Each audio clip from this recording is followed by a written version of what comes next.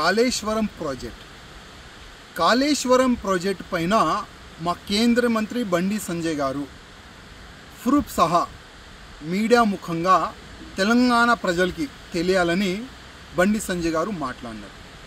Kaleshwaram project ఒక ఏటీఎంగా ఈ BRS వాళ్ళు వాడుకున్నారు. దాని గురించి మా బండి సంజయ్ గారు మాట్లాడినారు. అది వాస్తవమా లేదా, అది బీఆర్ఎస్ పెద్ద నాయకులు బయట పెట్టాలి.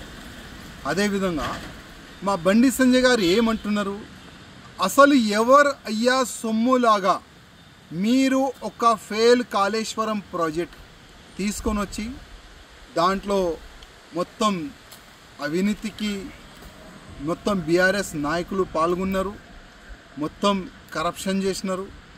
ఒకవేళ మా బండి సంజయ్ గారు తప్పు మాట్లాడినంటే మీరొక కేంద్ర గవర్నమెంట్కి ఒక లేఖ రాయండి.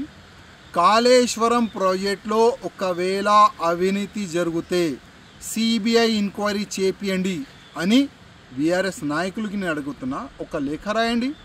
మీ కేసీఆర్ గారు అంతా అమాయకుడా, సుద్దబూసా మీ కేసీఆర్ గారు?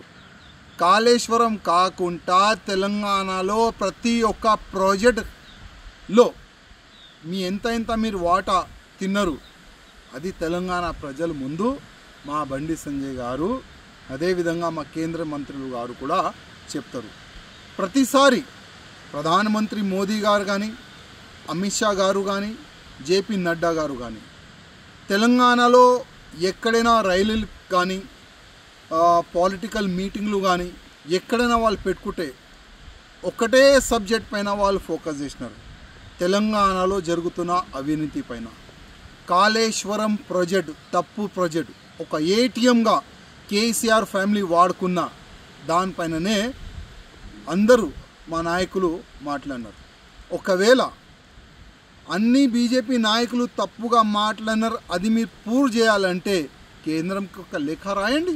మీలో దమ్ముంటే బండి సంజయ్ గారు కానీ వేరే నాయకులు కానీ కాళేశ్వరం ప్రాజెక్ట్ పైన తప్పుగా మాట్లాడుతున్నారు, ఆ కాళేశ్వరం ప్రాజెక్ట్ పైన ఒక సిబిఐ ఎంక్వైరీ చేపియండి అని ఒక లేఖ రాయండి. మీలో దమ్ముంటే బీఆర్ఎస్ నాయకులకి చెప్తున్నా, మా కేంద్ర మంత్రి బండి సంజయ్ గారు మాట్లాడిన ప్రతి ఒక్క మాట నిజం, అది తప్పు ఉంటే మీరు ప్రూవ్ చేయండి. అసలైన తొలి వెలుగు. ఫాలో వాట్సాప్ @తొలి వెలుగు official.